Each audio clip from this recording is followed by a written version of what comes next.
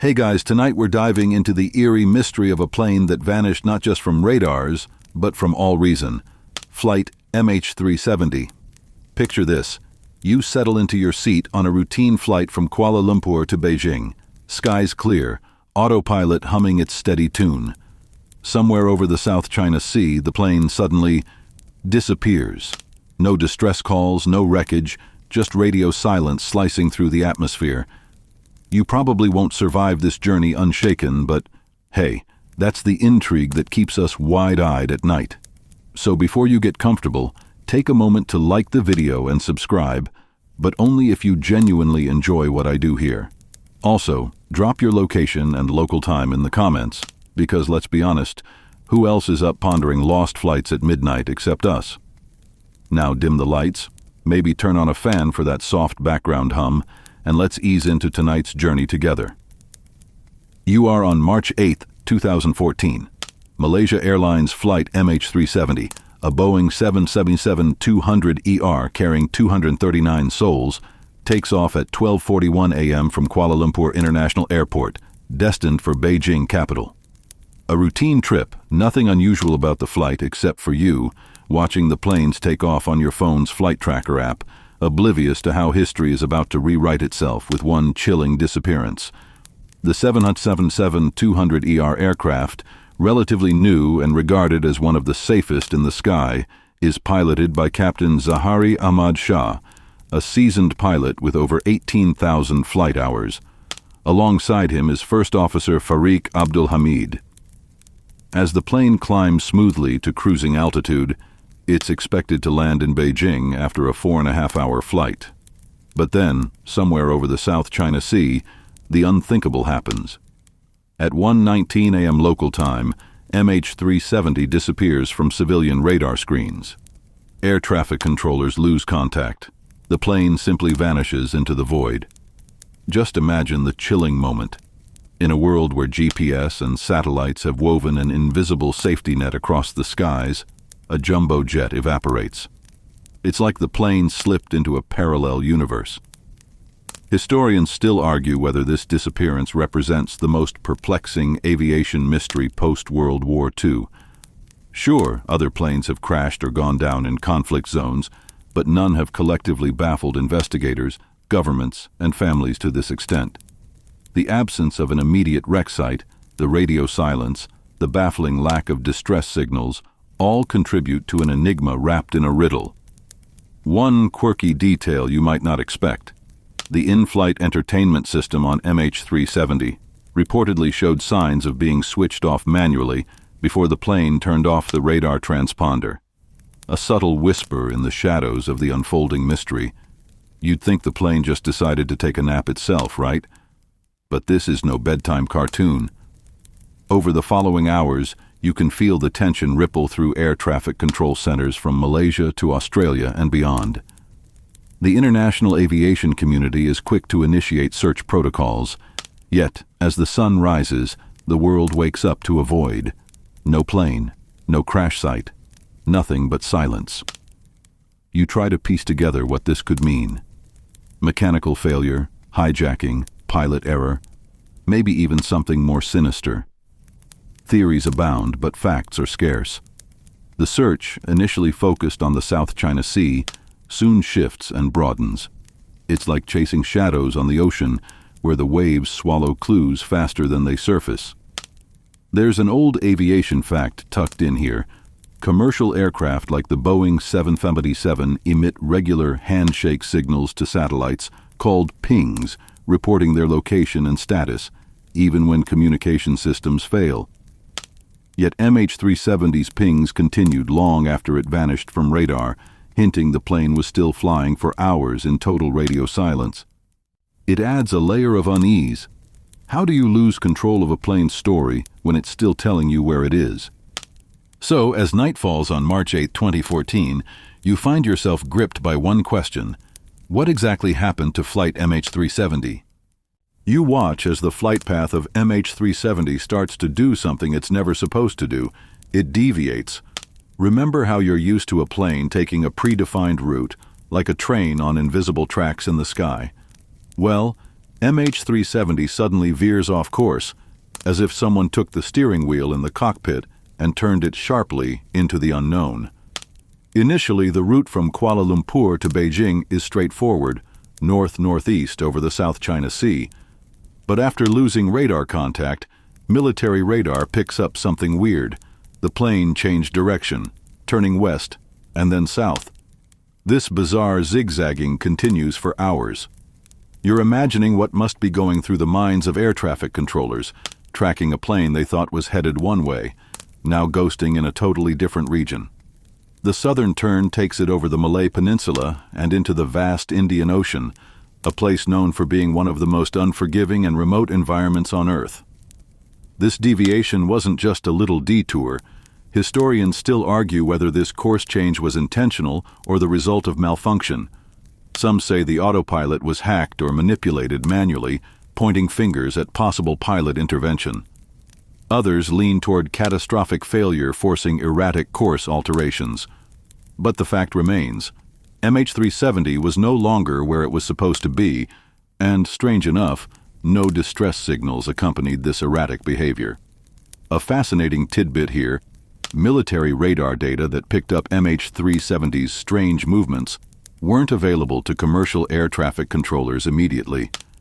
It was only after the plane failed to arrive that agencies shared a sketchy and delayed radar picture, suggesting some initial bureaucratic opacity. That's why early search efforts targeted the wrong areas. The plane seemed to have vanished in thin air near the South China Sea, but later evidence pointed far south. Even the pilot's usual silence during long hauls was broken when the communication systems went dark. The transponder, which normally beams the plane's position to radar stations, was deliberately switched off around the time the sudden turn was noted. This raises questions. Was the plane under hostile control, or was this an extraordinary effort to conceal its location? You can't help but recall a fringe theory whispered cautiously. What if someone on board hijacked the plane not for ransom or political leverage, but for a darker purpose? This theory remains unproven but captivates the imagination like a mystery thriller. It feeds the public's hunger for answers amid the void. The aviation industry fact here: deviating from a flight path without notifying air traffic control is rare, but when it happens, it immediately triggers alarms.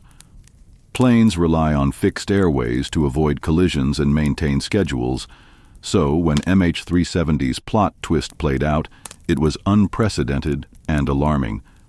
Despite frantic global efforts, communicating with MH370 after its path change was impossible.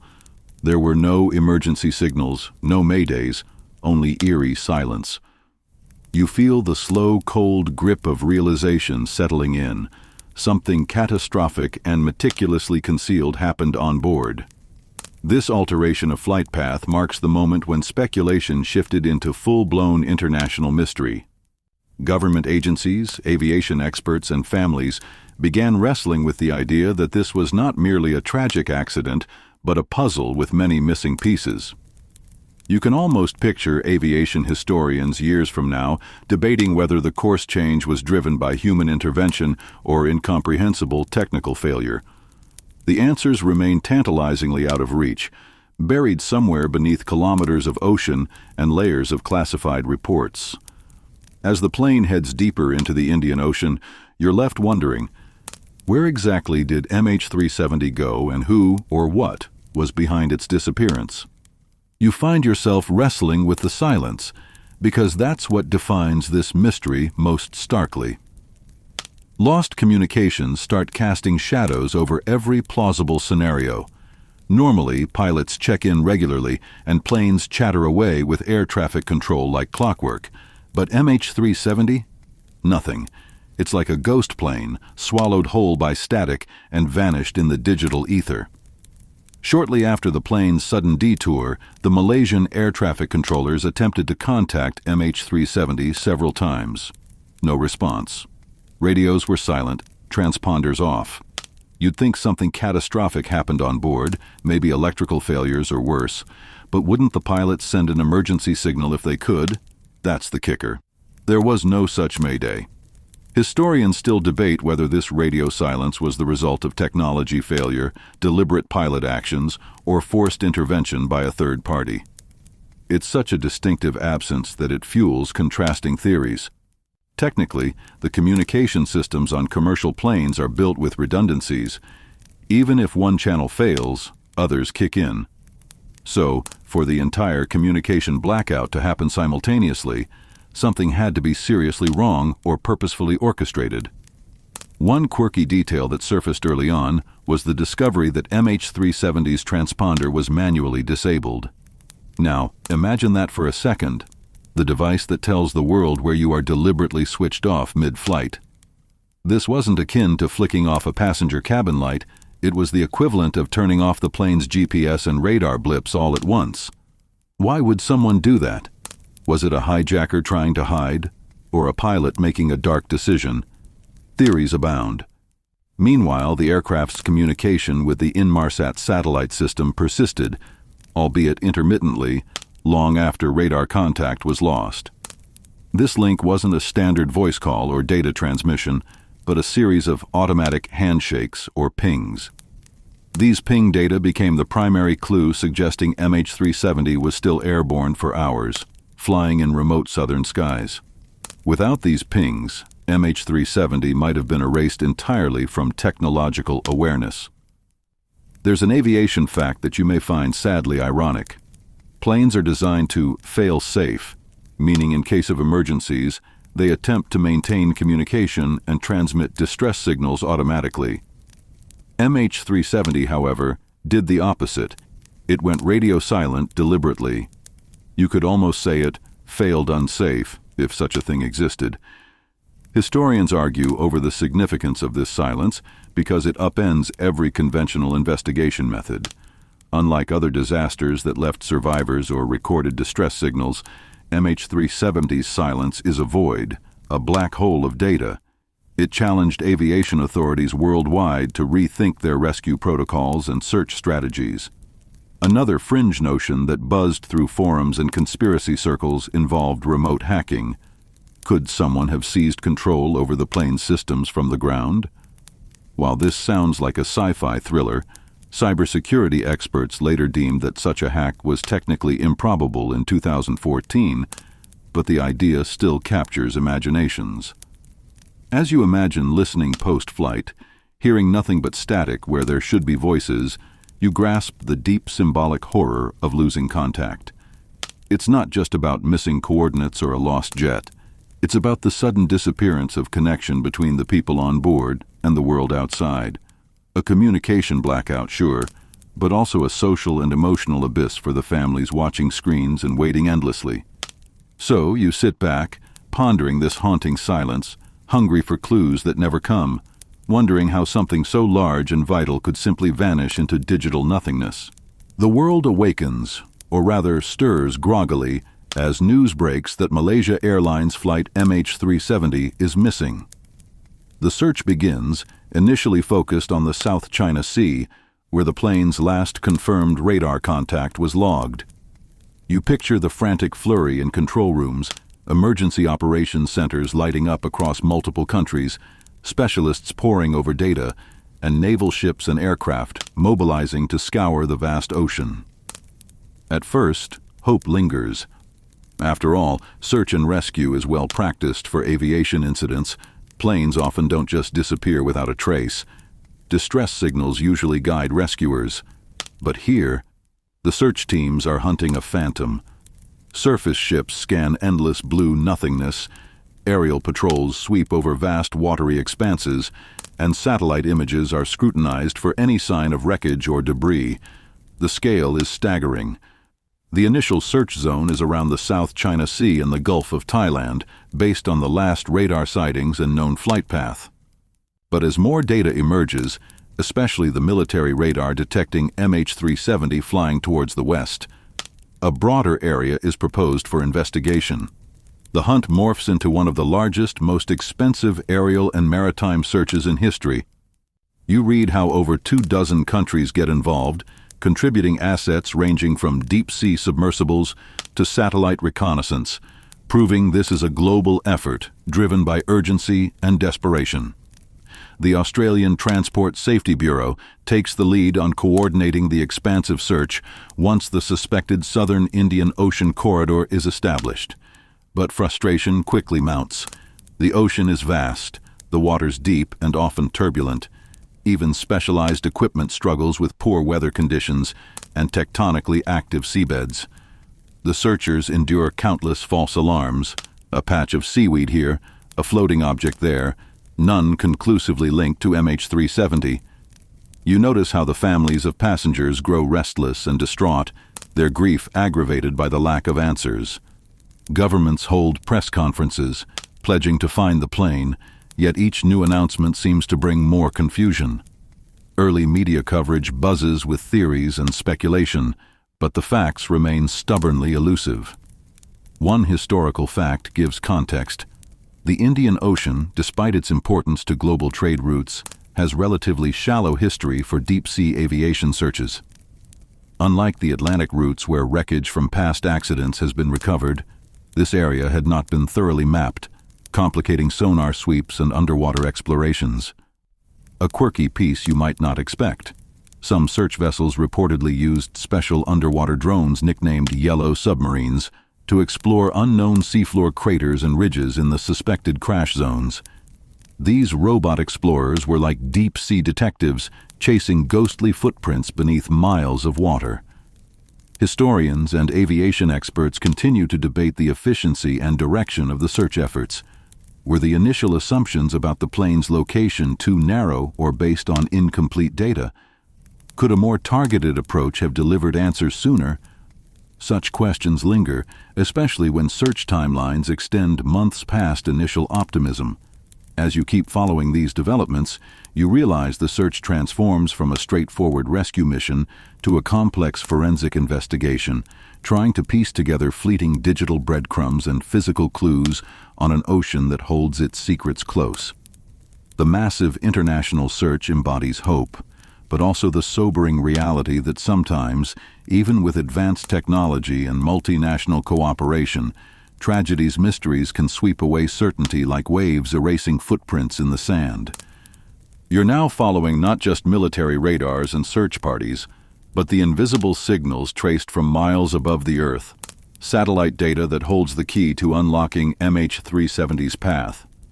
It's thanks to the Inmarsat satellite company that the world first gets a clue about what happened after the plane lost radar contact. We're talking about those faint, handshake pings between the airplane's satellite communication system and the satellite orbiting far overhead. These pings weren't typical conversation or data transmissions, but simple automated signals, a kind of heartbeat, sent every hour to confirm the plane's location and status. Despite third-party communications being disabled, the plane was still talking in this cryptic way. It's like the plane whispered its location from the edge of invisibility.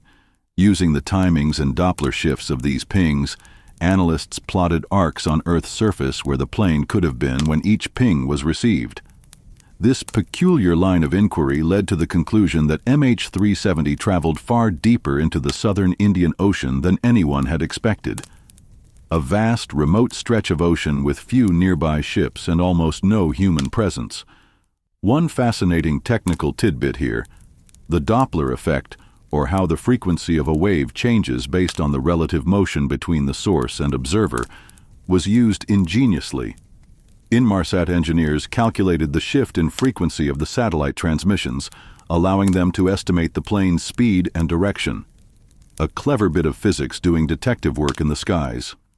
Historians of aviation still argue how groundbreaking this use of satellite burst data was, since MH370 was arguably the first high-profile case solved by analyzing satellite handshakes instead of radar or voice communication. This technique opened new avenues for future aviation tracking and safety protocols. However, the process wasn't straightforward. The satellite data alone couldn't pinpoint an exact crash site. It only narrowed the search to a vast arc stretching thousands of kilometers. Imagine looking for a single needle in an ocean-sized haystack, and, as you quickly find out, The area is notorious for deep underwater trenches and rugged terrain that challenge even the most advanced sonar and mapping technologies. As months passed, investigators refined their models, using complex algorithms and simulations to predict the plane's final resting place. They factored in ocean currents, possible debris drift, and even the weather conditions during and after the estimated crash time. You watch as the search zones shift, contracting and expanding based on ever-evolving data interpretations. Meanwhile, you stumble upon an unusual side note. Some amateur radio enthusiasts tried to track MH370's electromagnetic pulses, hoping to detect signs of the plane's location. While ultimately unsuccessful, this fringe involvement showcased how the global community's curiosity and hope extended well beyond official channels. Despite the satellite data breakthroughs, the absence of wreckage made confirming MH370's fate impossible, and you realize how this satellite sleuthing set a new benchmark for tracking commercial airplanes, especially over remote oceanic expanses devoid of radar coverage. In the quiet hours of this search saga, you grasp the immense challenge, interpreting silent signals from a vanished aircraft while the ocean keeps its darkest secrets just beneath the waves. You lean in as the ocean begins to reveal faint, haunting traces of MH370, floating debris that, like messages in a bottle, drift ashore thousands of kilometers away from the plane's last confirmed position. The first major breakthrough in the physical search was the discovery of debris on Reunion Island in July 2015, a piece of airplane wing called a flaperon. It was the first tangible evidence that the missing Boeing 777 had met its watery fate. Imagine the surreal sight: a mangled piece of airplane washing up on a beautiful tropical beach, far from the Indian Ocean's endless expanse, carrying with it the weight of hope and despair for families and investigators alike.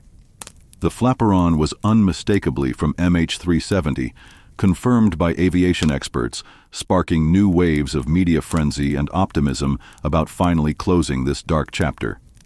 Historians still argue the significance of this debris discovery. It was both a trailblazer that confirmed the crash, yet a cruel tease because it raised more questions than it answered. Where exactly did the plane come to rest? How did the debris drift thousands of miles eastward across complex ocean currents? Those currents themselves are an intricate web of moving water that can carry objects for months on end, making pinpointing a crash site like chasing drifting shadows. Oceanographers worked alongside investigators to model the likely paths the debris took. Simulations placed probable crash areas along remote, underwater ridges in the southern Indian Ocean, far from any landmass, supporting satellite-based theories, but frustratingly beyond reach of immediate recovery. A quirky detail: one of the first debris pieces linked to MH370 was found on a remote beach in Tanzania, discovered by a local researcher who'd read about the missing flight and decided to survey shorelines in person. This grassroots detective effort highlighted the diverse global stake people held in the search. Despite these physical clues, the ocean kept most of the plane's secrets hidden. Neither the main fuselage nor the flight data recorders were ever recovered, depriving investigators of critical black box information that could have unlocked the final moments of MH370. Historians argue this lack of definitive wreckage has fueled decades of debate, unlike typical aviation disasters where wreckage sheds clear light on causes. One maritime fact stands out. The Indian Ocean features some of the world's deepest points, with ocean trenches plunging over 7,000 meters. Searching this abyss is like looking for a needle not just in a haystack, but in a haystack soaked and tossed by unseen forces.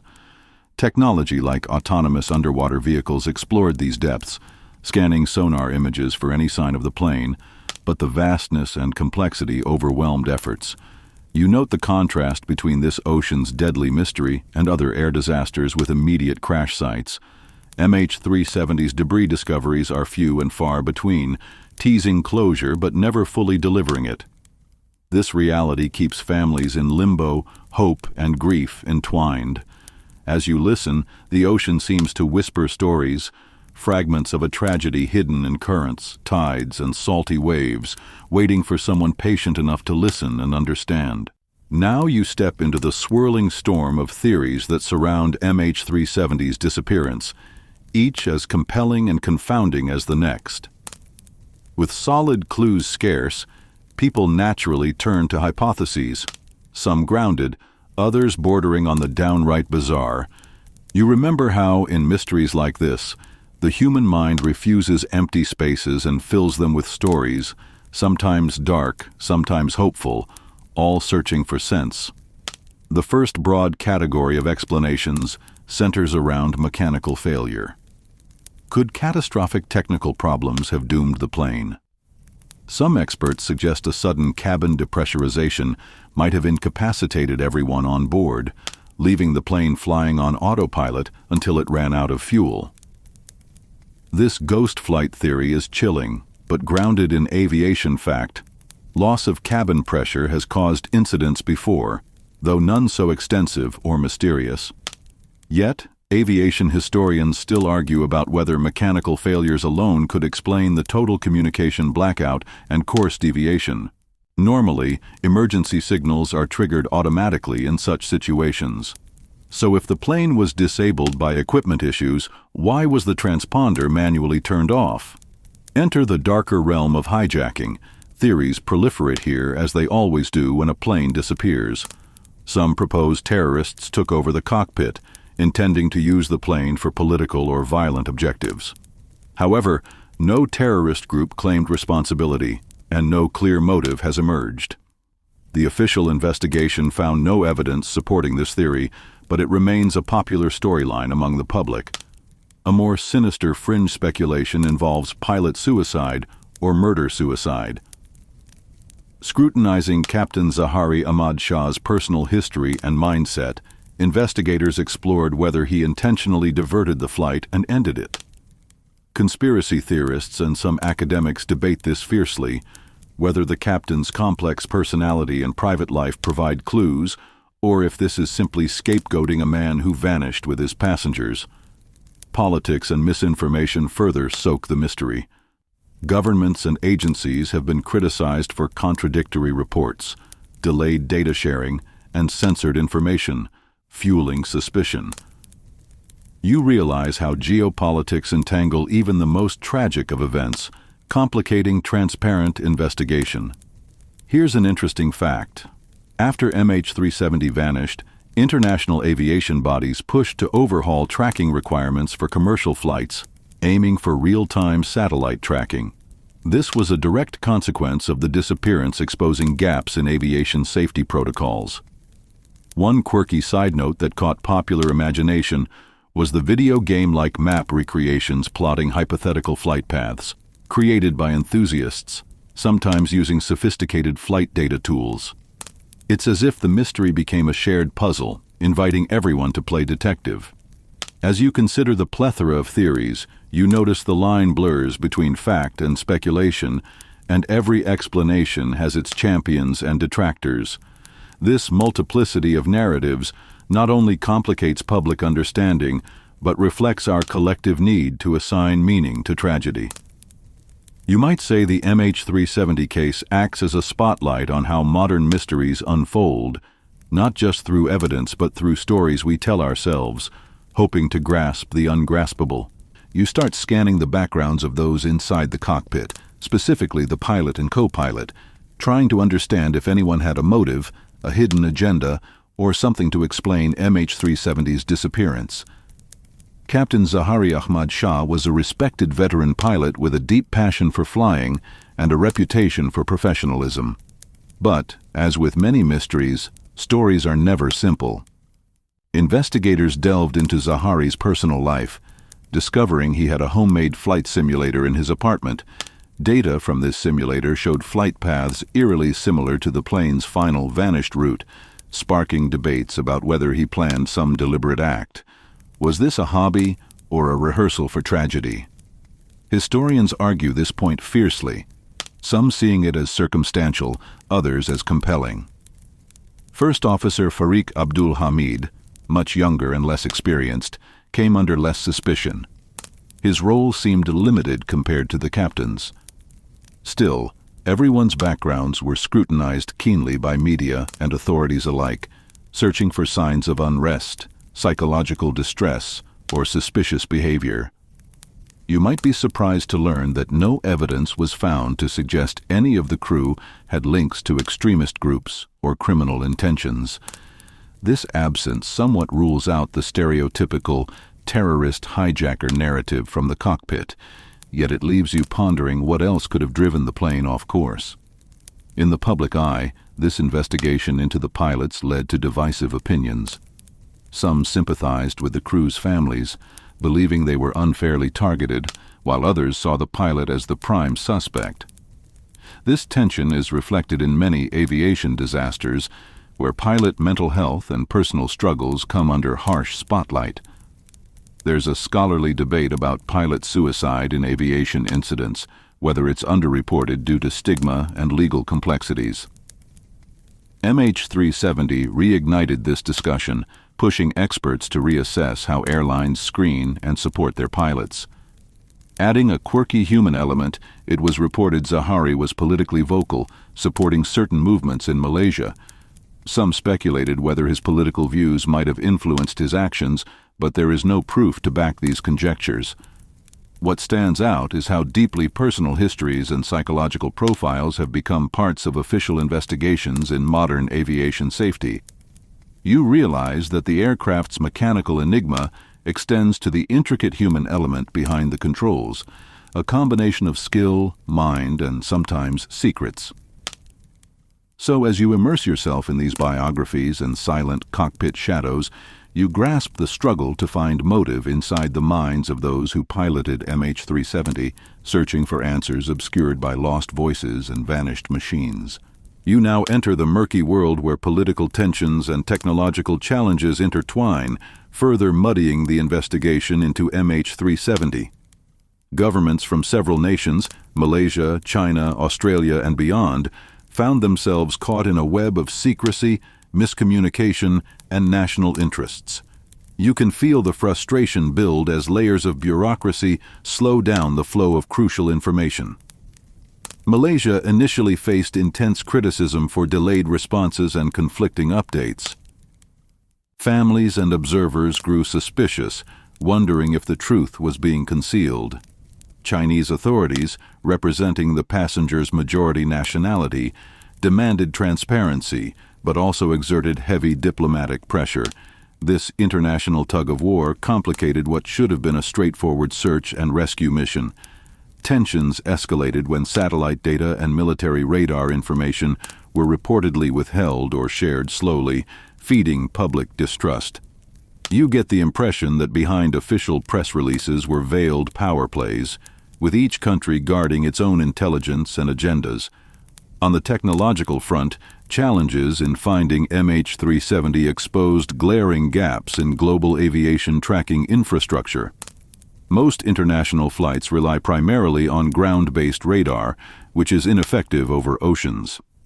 This systemic vulnerability sparked calls for revamping surveillance technology, including enhanced satellite monitoring and real-time tracking mandates.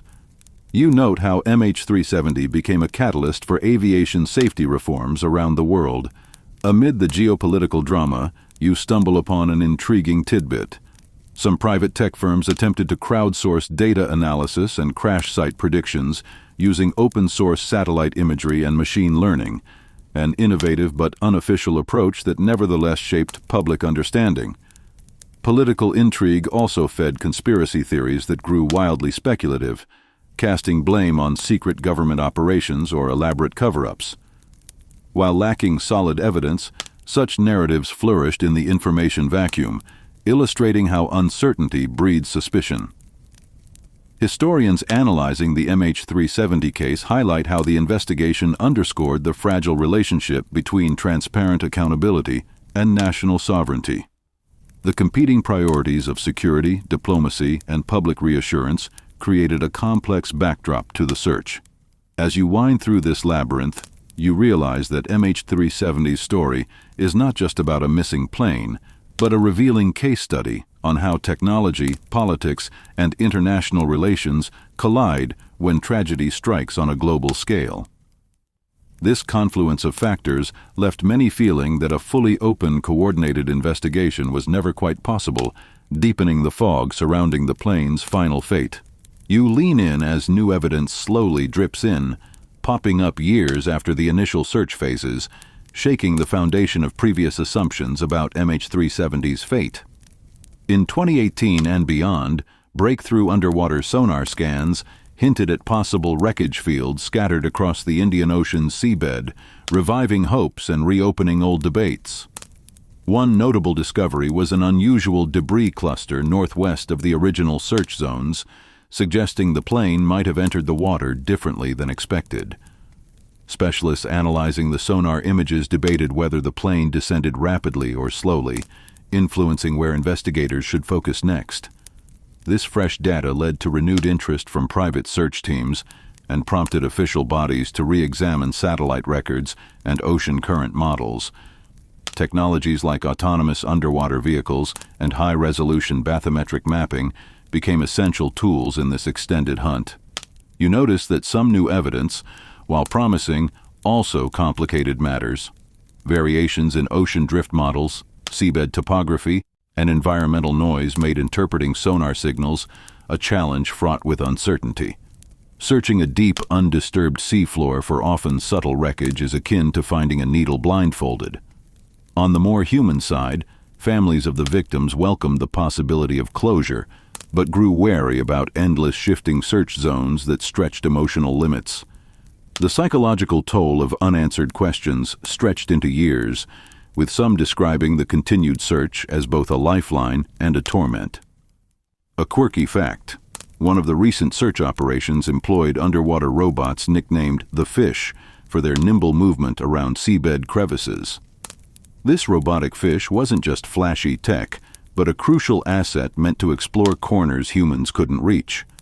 Historians and aviation experts suggest that while new technology improved underwater detection, MH370's case exposed how the complexity of such disasters extends far beyond initial impact zones, making traditional crash site assumptions unreliable. As you piece together these evolving clues, it becomes clear that new evidence has reshaped the narrative surrounding Flight MH370, turning old assumptions on their heads and forcing a deeper evaluation of the plane's final moments. It also underlines the painful reality that some mysteries persist despite technological advances, leaving more questions than definitive answers. So as this evolving investigation continues, you feel the haunting echo of a story that refuses to end neatly, shadowed by the vast and unforgiving Indian Ocean depths. You step now into the swirling fog of conspiracy surrounding MH370, a place where facts mingle with fiction, and the unknown birth stories both wild and persistent. Even though official investigations provided no hard evidence supporting hidden agendas, many theories flourished, fueled by public frustration and a hunger for answers in the shadow of silence. One popular conspiracy claims that MH370 was deliberately diverted as part of a covert military or intelligence operation. Some suggest it was shot down accidentally or intentionally, and governments covered it up. Others propose secret cargo on board involving sensitive technology led to a clandestine mission gone wrong. These ideas play like thrillers, captivating people's imaginations, but are as elusive as the plane itself. You find it fascinating how such stories reveal the human need to fill gaps in knowledge with narratives that explain the inexplicable, however improbable those stories might be. In a tragedy marked by limited data, the vacuum invites these intense speculations. A quirky but often cited tidbit references alien abduction theories floated by fringe groups, echoing classic sci-fi myths, but reflecting how deeply unsettling and surreal the disappearance felt to many. Historians studying MH370 note that conspiracy theories often surge when official investigations face transparency issues or slow progress. The Malaysian government's inconsistent communication and international tensions helped create fertile ground for mistrust and rumor spreading. Skeptics argue that most conspiracies lack credible evidence and distract from meaningful investigation, while others contend they keep public interest alive, pushing authorities to remain accountable. Regardless of where you stand, it's clear that MH370's mystery became not only a technical and humanitarian challenge, but a cultural phenomenon where fact and fiction intertwine. This blur between reality and conspiracy underscores how modern tragedies can become mythic, enduring in the collective consciousness. You also see how conspiracy theories pose challenges for families of victims, sometimes amplifying their grief and confusion, complicating healing. So, as you wander through these shadowy narratives, you sense that the story of MH370 is as much about the stories people tell as the facts themselves, a testament to humanity's complex relationship with mystery and loss. You enter the ongoing battlefield where historians and experts argue over the most vexing questions about MH370, questions that remain unresolved even years after the disappearance. The debate is vibrant and often contentious, demonstrating how complex and stubborn this mystery truly is. One of the central controversies revolves around the accuracy of the satellite data analysis. Some experts applaud the innovative use of Inmarsat's pings to plot likely flight paths, while others criticize reliance on this method, pointing to assumptions that may have skewed search areas. This debate highlights the limits of current technology and the challenges of interpreting incomplete data. Another hotly contested topic is what happened in the cockpit during those critical hours. Was there sabotage by a crew member or an external hijacker? Did the plane fly on autopilot until fuel exhaustion, or was it deliberately piloted into hiding? Historians wrestle with evidence and motives, aware that much rests on inference rather than hard facts. Scholarly debates also extend to the search strategies employed, whether initial errors delayed finding debris, and if newer technologies are being utilized effectively. Some argue that political pressures influenced certain investigative decisions, while others emphasize the sheer difficulty of searching one of the planet's most remote ocean regions. You're reminded how MH370's case transformed aviation history by exposing limitations in global tracking, prompting urgent calls for reform, but also demonstrating that even advanced systems can fail under unusual circumstances. A surprising tidbit in these debates involves ocean current models. Different scientific teams proposed competing theories about how debris drifted, each affecting where search teams focused efforts. This interplay of oceanography and aviation science is a key intersection that shaped the narrative. This ongoing scholarly discourse ensures MH370 remains a living subject of study, with new perspectives emerging as technology and understanding evolve. Despite decades passing, the enduring disagreements signal that a definitive answer may remain elusive, locked within the vast unknown.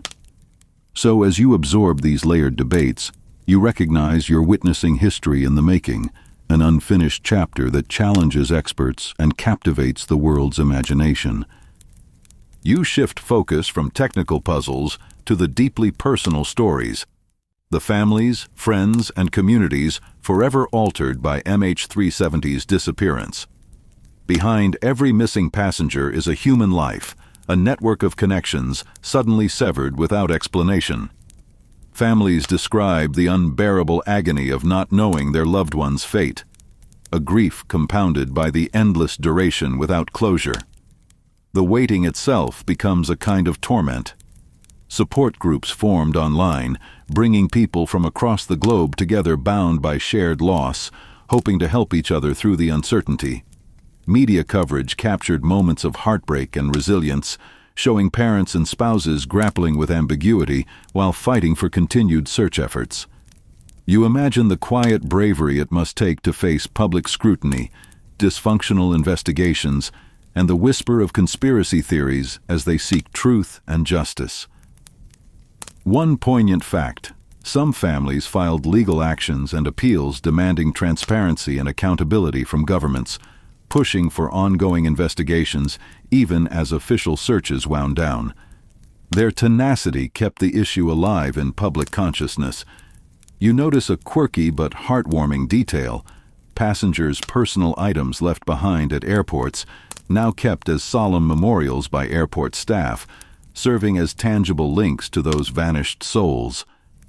These small remnants humanize the abstract tragedy. Historians emphasize that these personal narratives provide indispensable context to the larger disaster. They remind us the event is not just about technology or geopolitics, but about real lives abruptly disrupted, families facing limbo, and hopes frozen in time. The profound emotional landscape created by MH370's disappearance highlights how tragedy extends far beyond statistics and search grids, echoing in daily rituals, memories, and unanswered questions. As you listen, these personal stories stand as a solemn echo, grounding the complex mystery in unmistakable humanity. A reminder that behind the lost flight are countless shattered hearts still searching for peace. You come to the closing enigma, the part of the mystery that remains stubbornly unwritten. What exactly do we still not know about MH370? The plane's disappearance continues to baffle experts and haunt families because key questions remain unanswered, despite almost a decade of probing, searching, and theorizing. We do not know precisely where the plane crashed. While satellite data and debris discoveries give us general corridors and areas in the Indian Ocean, no one has recovered the main fuselage, flight recorders, or definitive proof pinpointing the final resting place. The ocean keeps its secrets well, hiding the truth beneath layers of water, silt, and time. We don't know exactly what happened inside the cockpit during those critical hours. Was the course change deliberate or accidental? Was the plane controlled or unmanned? The silence of data recorders has left aviation historians debating whether the crew faced technical failure, mental health crises, or foul play, none confirmed, all plausible. You're reminded how MH370 exposed gaps in global aviation infrastructure, the need for better real-time tracking, cross-agency communication, and international cooperation. Efforts have since intensified to plug these holes, but the mystery underscores how vulnerable the skylanes can still be. A quirky but sobering fact, after MH370, aviation authorities worldwide have considered installing small black boxes that eject from aircraft upon emergencies, floating on water to aid detection, like lifeboats for lost planes.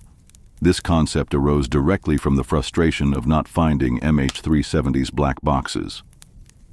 Scholars continue to argue whether the disappearance marks a turning point in aviation safety history or a tragic anomaly that defies typical patterns. Regardless, the case has reshaped how the world views long-haul flight security over remote oceans. As the final whisper of this story, you realize MH370's disappearance is not just an accident. It's a haunting reminder about the limits of human technology, the depth of human resilience, and the often unanswerable nature of profound loss. So you sit with the mystery unresolved, feeling the ocean's vastness, the silence of vanished voices, and the enduring questions that keep the story alive. This is the enigma that will continue to ripple through history, inviting us to remember, question, and perhaps hope for eventual clarity. You're sinking slowly now, the ocean's vastness folding gently around your awareness as the flashing lights and sharp questions dim. It's the kind of moment where facts soften, and the raw edges of mystery begin to blur into something quieter, something almost whispered. Imagine the rhythm of slow waves lapping endlessly against an unseen shore, carrying with them stories half told and deep silences. MH370's disappearance is one of those profound absences that doesn't just leave a hole in history, but echoes silently in the spaces between technology and humanity, certainty and grief. The plane, the people, the unanswered questions, they're all drifting somewhere far beyond reach, yet they haunt our thoughts, inviting a calm reflection on vulnerability and hope. Take a breath and feel the cool, steady hush settling in like a slowly dimming lamp, softening the sharp outlines of frustration and fear. In the quiet shadows, there's a strange kind of peace, not from knowing, but from surrendering to the vast mystery that refuses quick answers. It's the kind of peace that lets us sit with not knowing, an ancient human experience wrapped in the modern world's complexity. As your eyelids grow heavy, imagine the gentle hum of the night, a fan or soft breeze, blending with the distant, endless ocean. Let the silence cradle you, carrying away the weight of what's lost, while whispers of hope linger just beneath the surface. Sleep well with the knowledge that some stories stretch beyond endings, inviting